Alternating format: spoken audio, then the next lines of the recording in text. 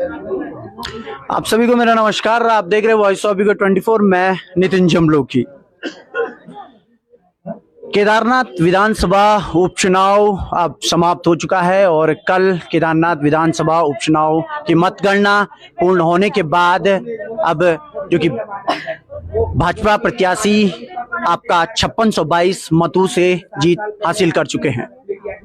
आपने देखा कि जो उपचुनाव हुआ, यह उपचुनाव एक बड़े स्तर का उपचुनाव था, जिसमें भाजपा हो या कांग्रेस हो, एक बड़े चेहरे क्षेत्र में दिखाई दिए और अंत में जो कि एक बड़ा मैंडेट भाजपा को यहां पर जनता ने बहुप्रतीक्ष रूप में दिया।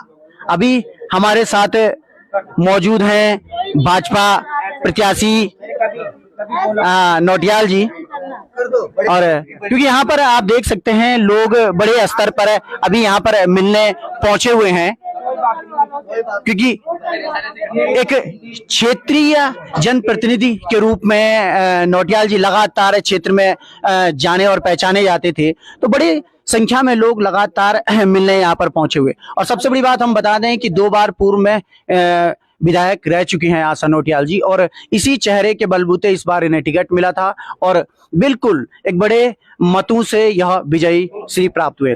पहले तो मैडम आपको बहुत बहुत बधाई, आप विजय श्री की।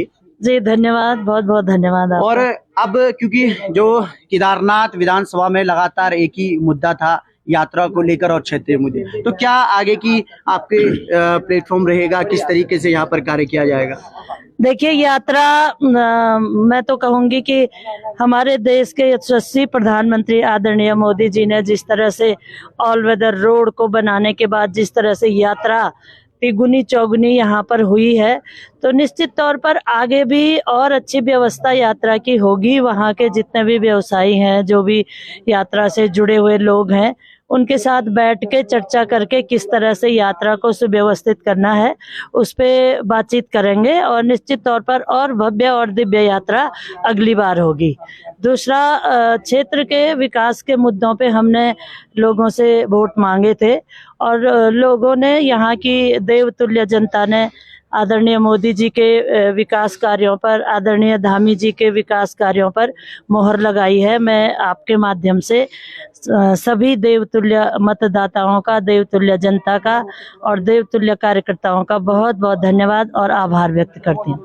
क्योंकि इस बार क्योंकि ये चुनाव एक बहुत बड़े स्तर का चुनाव था, क्योंकि चेहरा जो कि आपका एक लोकप्रिय चेहरा था, इसीलिए आपको टिकट भी मिला, तो क्योंकि जनता के बीच आप चर्चित हैं और जनता लगातार आपसे बड़ी उम्मीदें रखती है, क्योंकि क्षेत्रीय मुद्दे भी यहाँ पर बहुत सारे हैं।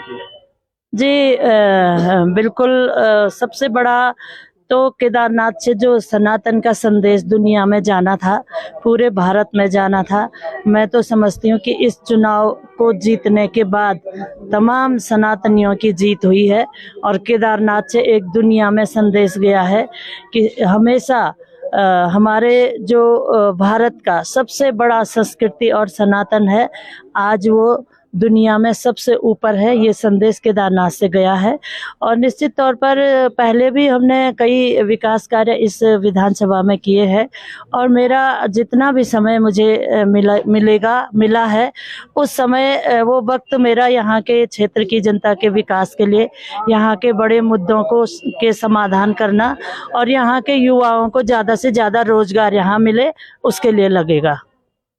और जैसे कि जो कि अभी हमने देखा चुनाव में, तो मजदूर वर्ग काफी अभी भी नाराज था, तो उसको मनाने के लिए अभी से जुट जाना है कि इस तरीके से? देखिए, आपदा तो प्राकृतिक आपदा होती है, उसमें किसी व्यक्ति का कोई योगदान नहीं होता। वो तो प्रकृति के आधार पे कभी बड़ी घटनाएं पहाड़ है हो जाती है, इस बार भी हुई थी। लेकिन मैं धन्यवाद करूंगी माननीय मुख्यमंत्री जी का, जो लगातार यहाँ आते रहे और आपदा के तुरंत बाद केदार घाटी में पहुंचे, वहाँ के प्रभावितों से बात करी, वहाँ के जितने भी युवा थे उनसे बातचीत करी और क्या समाधान समाधान हो सकता है उसके लिए उन्होंने पूरा प्रयास किया। और जहाँ तक जितने भी मजदूर वर्ग है, जो घोड़े डंडी कंडी जो व्यवसायी वहाँ पर हैं, उनके साथ भी बातचीत करके उनको जितनी मदद उनके द्वारा हो सकती थी वो दी।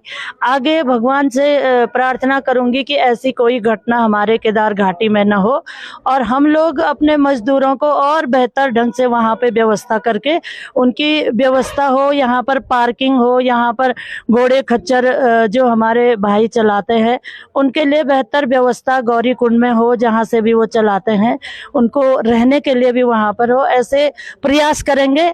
अब ये है कि जगह की उपलब्धता हो तो हर चीज हो जाएगी, इसमें कोई दिक्कत नहीं है।